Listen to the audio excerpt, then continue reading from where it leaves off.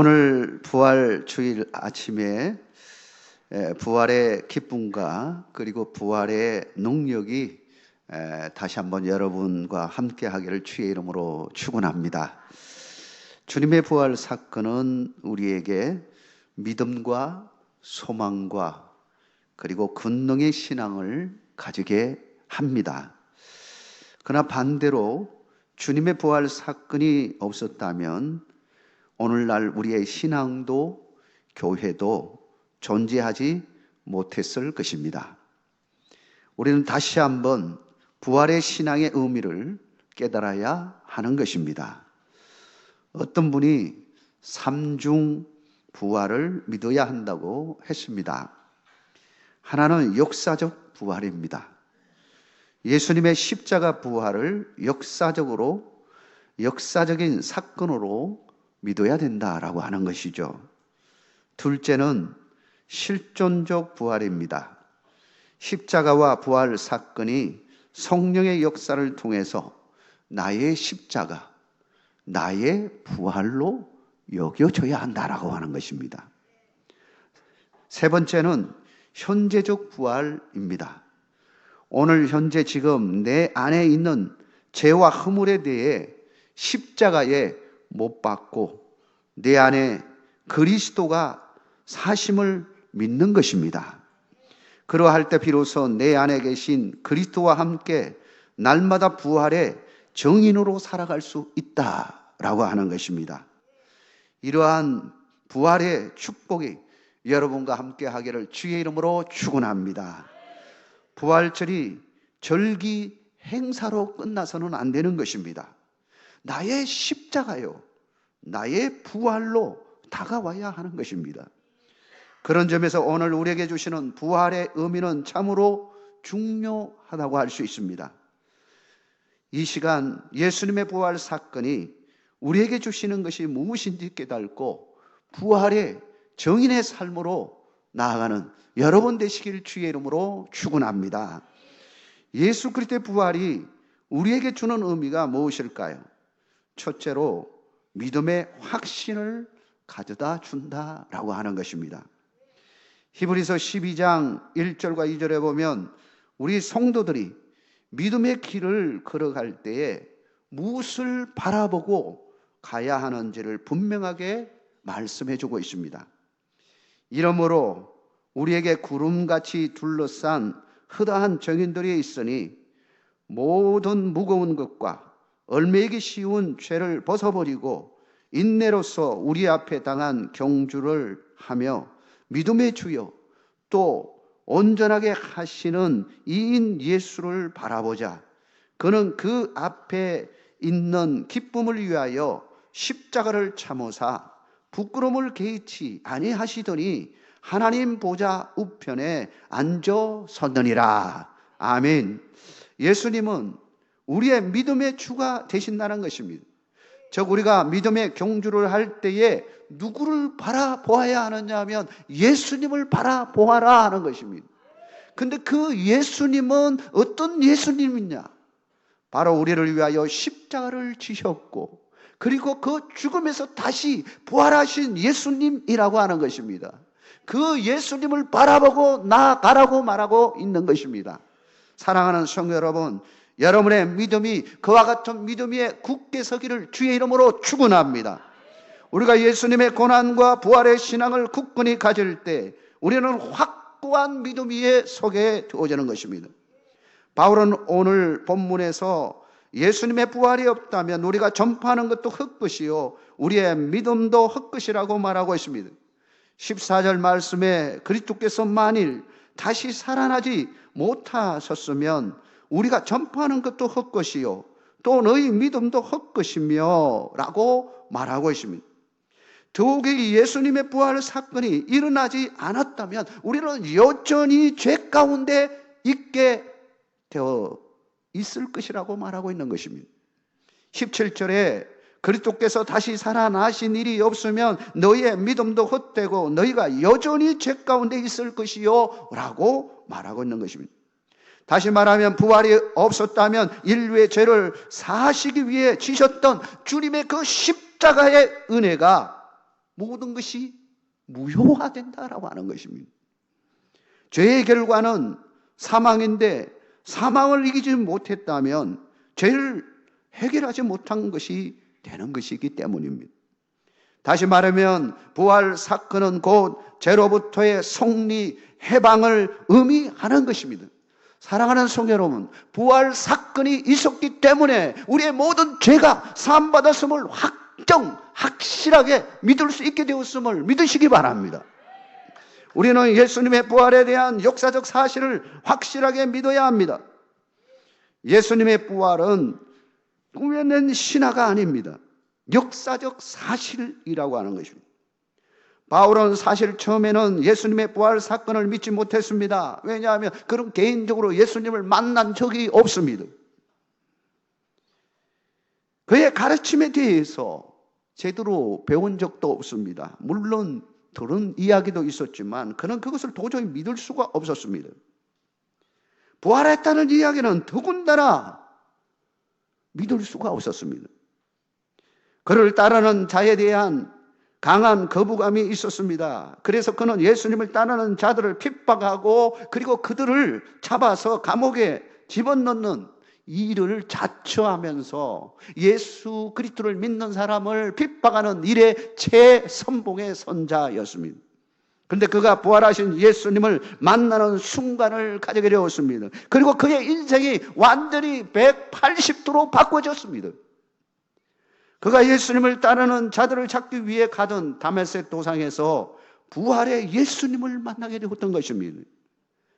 예수님을 만나자 그는 사도는 아니었지만 사도들보다도 더 귀한 사역을 감당하는 주님의 제자가 되었습니다. 2000년 전 예수님께서 인류의 죄를 담당하시고 십자가의 죽으심과 그 죽음에서 부활한 이 사건은 역사적 사건이라고 하는 사실을 우리는 확실하게 믿음으로 받아들여야 하는 것입니다. 역사적 예수님을 믿음으로 받아들일 때 우리의 믿음이 확고해지게 되어지는 것입니다. 신화적으로 받아들인다면 그 믿음은 언제나 흔들릴 수밖에 없는 것입니다. 역사적 예수라 하는 것은 실제적으로 오신 예수님, 그분이 우리를 위하여 십자가에 죽었을 뿐만 아니라 다시 그 죽음에서 부활하셨던 그 예수님을 우리가 확신하게 믿으실 때에 어떠한 상황이 온다 할지라도 바람에 의해서 흔들리는 갈대처럼 이리저리 흔들리는 신앙이 되지 아니하고 굳건한 반석 위에 세워지는 믿음이 되어질 수 있다라고 하는 것입니다. 여러분, 그런 믿음 위에 굳건히 서기를 주의 이름으로 축원합니다. 두 번째로 예수님의 부활 사건은 우리로 하여금 천국의 소망을 가지게 하였다라고 하는 것입니다. 예수님의 부활 사건이 없었다면 우리는 현세적인 신앙의 모습을 갖고 지금도 신앙생활을 하고 있을 것입니다. 마치 샤머니즘처럼요, 현세에 복 받는 것에 관심이 많고요, 현재 행복해지고 즐겁고 그냥 즐겁게 살다가 그냥 죽음 그것으로 끝. 그래서 이 현세에 우리가 어떻게 하면 많이 모으고 즐기고 그렇게 살 것인가, 여기에만 관심 있는 삶으로 갈 수밖에 없다라고 하는 겁니다. 그러나 성도의 삶이 현세만을 바라고 사는 삶이라고 한다면 이보다 불쌍한 자가 없다고 성경은 분명하게 말하고 있습니다. 오늘 19절에 이렇게 말합니다. 만일 그리스도 안에서 우리가 바라는 것이 다만 이 세상의 삶뿐이라면 모든 사람 가운데 우리가 더욱 불쌍한 자이리라. 여러분, 여기에 포인트에 더욱 불쌍한 자라고 말하고 있습니다. 그리스도인들이 왜 더욱 불쌍한 자가 되는 겁니까? 열심히 살았는데 먹을 것도 줄여가면서 금식하면서 금식 헌금도 내고, 이웃을 위해 금식 헌금도 내고 주님의 영광을 위하여 열심히 살았는데 내세가 없다? 현세만 있다? 그러면 우리가 그동안 쌓아놓았던 헌신 이런 것들이 무슨 의미가 있냐라고 하는 겁니다. 오히려 또 불쌍한 자가 아니겠습니까? 사실 우리 인간은 영적 존재라고 하는 것 잊어버리고 살 때가 많습니다. 육적 존재 그 카테고리 속에서 살아갈 때가 많습니다. 입으로는 죽음을 맞이할 때 영혼이 떠난다, 영혼이 떠난다, 그런 의미에서 떠났습니다 라고 표현하면서도 우리는 여전히 육적인 카테고리 속에서 한계 속에서 살아갑니다. 저 세상에 영혼 또 다른 세계가 있다는 사실을 잘 모르고 삽니다. 육적인 죽음을 맞이하게 되어지면 우리의 영혼은 본래의 영혼의 본향으로 가게 된다는 사실을 우리는 인식하지 못하고 살아갈 때가 많은 거죠.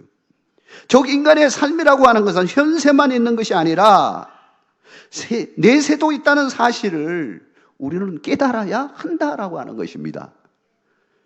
예수님께서 현세에 관심을 많이 가지고 있는 바리새인들을 향해서 부자와 거지 나사로에 대한 비유를 하십니다. 여기서 보면 천국과 음부에 대해서, 천국과 지옥에 대해서 잘 보여주는 장면이 있습니다. 하나님을 알지 못했던 부자, 이 땅에서는 화로운 집에서 좋은 옷을 입고 마음껏 배부리 먹고 마시고 살았습니다. 그런데 그 집 대문 앞에 거지 나사로는 정말 그 주인이 주는 남은 음식 주는 거 먹고 사는 사람이었습니다.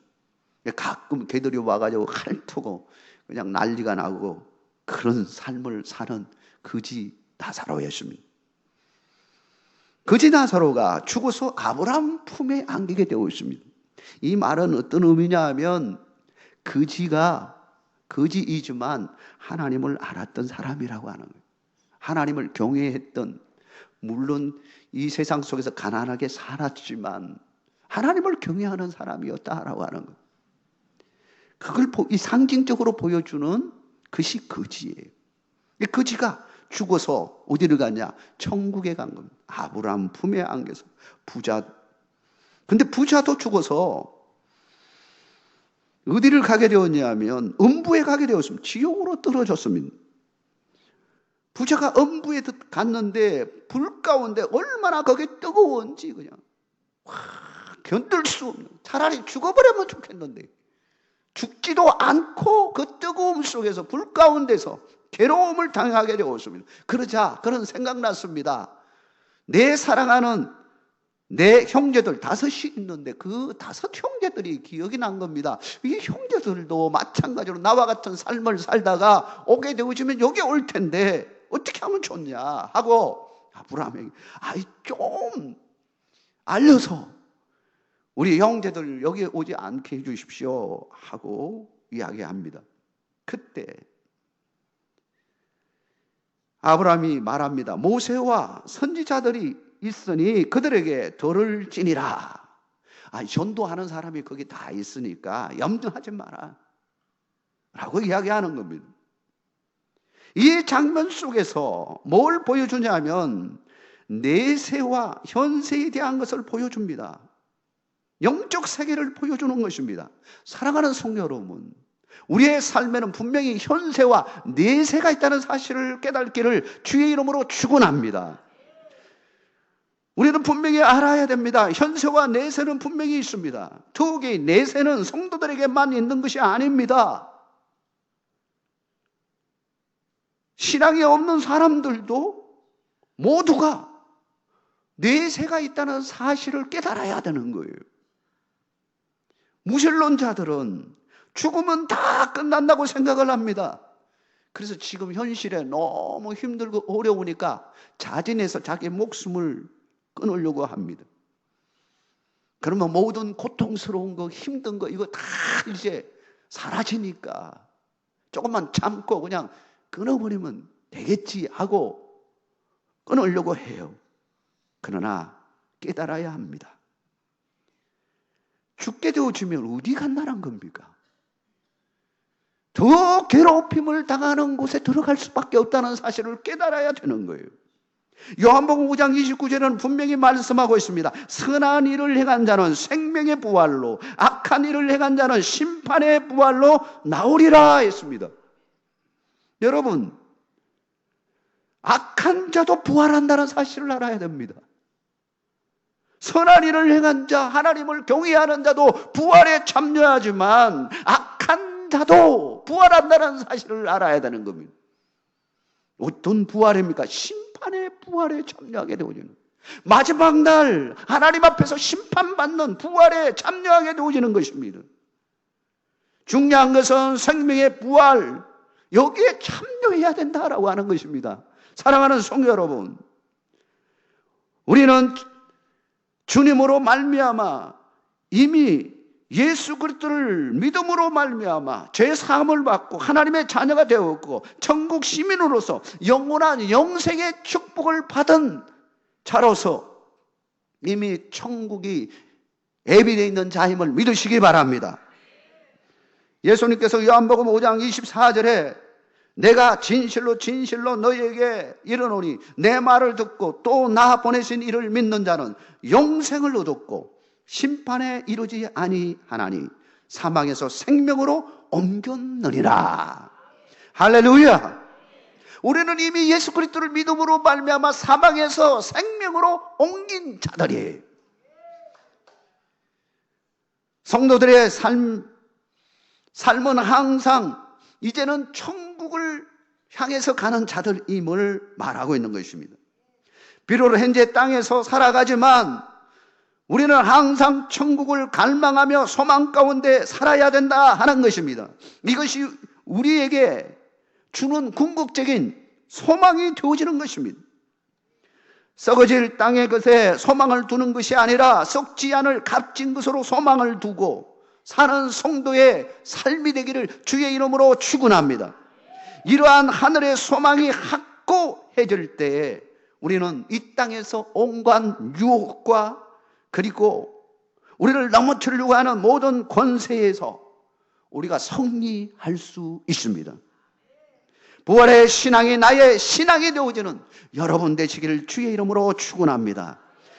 부활 신앙과 천국의 소망을 가지고 날마다 승리의 삶을 이루는 여러분의 복된 삶이 되기를 주의 이름으로 축원합니다. 마지막으로 예수님의 부활 사건은 우리로 하여금 부활의 정인이 되게 하셨습니다.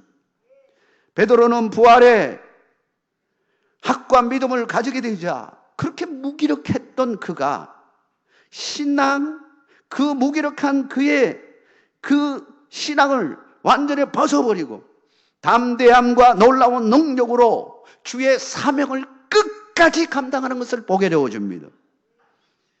바울도 마찬가지입니다. 바울은 빌립보서 3장 10절에 이렇게 말합니다. 내가 그리스도와 그 부활의 권능과 그 고난의 참념을 알고자 하여 그의 죽으심을 본받아라고 했습니다. 부활의 신앙을 가지면 부활의 권능을 가지게 되는 것입니다.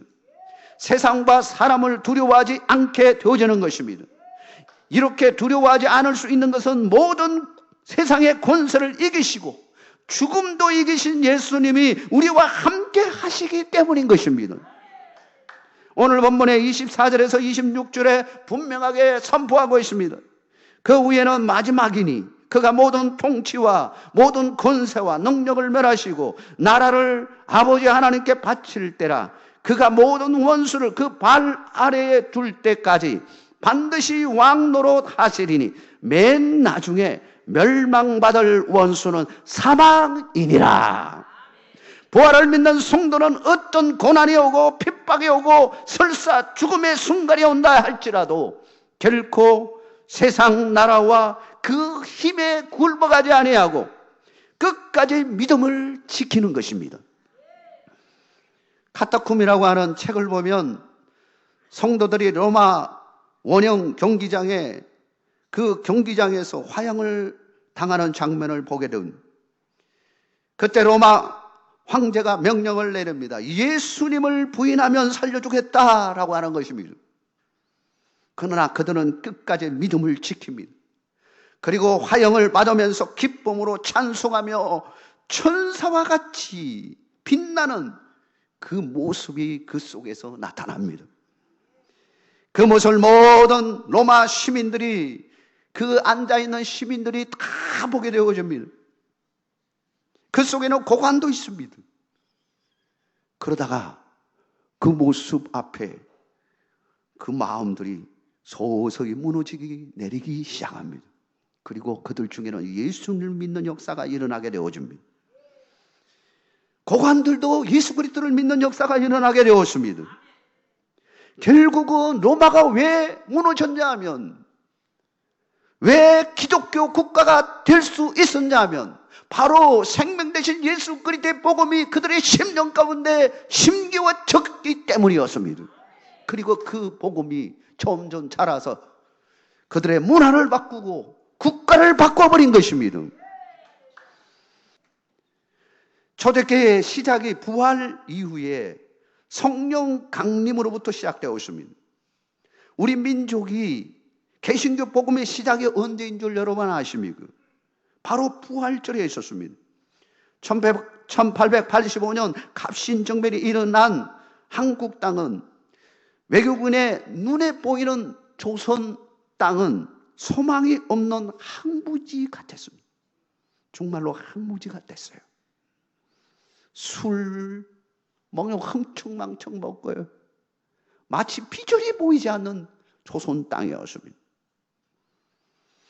그런데 거기에 두 명의 선교사가 한국 땅을 밟았습니다. 아펜젤로와 은두우드였습니다. 그들의 눈에는 마찬가지로 항무지처럼 보였지만 그들은 어떻게 생각했냐면, 이 항무지에 복음을 심자라고 하는 이 믿음을 가지고 온 겁니다. 항무지일수록 복음이 들어가야 한다라고 하는 것입니다. 그들은 그날의 감격을 선교보고서에 쭉 적었는데 이렇게 적었습니다. 우리가 도착한 날, 그날은 4월 부활절이었습니다. 죽음에서 부활하신 주님의 능력이 조선의 결박을 끊고 사망의 철장을 쳐부수고 이 땅의 백성들을 하나님의 자녀로 삼으사 빛과 자유의 세계로 인도하여 주시기를 기도드립니다. 이걸 적어놨어요. 이 기도를 드린 겁니다. 그리고 나서 100년이 지나자 한국 땅은 어떻게 되었습니까? 복음의 물결로 가득 차게 되었습니다. 세계에서 그런 나라가 없을 정도로 놀라운 복음의 역사가 일어난 겁니다. 지금 우리가 복음을 받고 이렇게 예배로 하나님 앞에 영광 돌릴 수 있었던 것도 바로 그 항무지 같은 땅, 조선 땅에 두 명의 선교사가 와서 씨린 그 복음의 씨앗이 싹이 나고 터서 30배, 60배, 100배의 열매로 퍼져나갔기 때문인 것입니다. 사랑하는 성도 여러분, 우리는 다시 한번 우리 자신을 바라보아야 합니다. 나는 과연 현재 생명력 있는 삶을 살아가고 있느냐라고 하는 것입니다. 부활이 저 멀리 있는 것이고 나와는 상관없는 것이고 절기마다 그냥 행하는 정도로 생각하고 계십니까? 아닙니다. 부활의 현장은 지금도 계속되고 있는 것입니다. 여러분, 현재 우리 이 시간에 우리의 가슴 속에 부활의 예수님이 우리와 함께하고 있다는 사실을 믿으시기 바랍니다. 살아계신 우리 주님께서 지금도 역사하고 있는 것입니다. 아무리 힘들고 어려운 순간에 온다 할지라도 농이 이길 수가 있는 것입니다. 부흥의 역사는 지금도 시작되는 것입니다. 이번 부활절을 계기로 우리의 마음을 다시 한번 새롭게 가지고 힘있게 나아가는 여러분의 믿음이 되기를 주의 이름으로 선포합니다.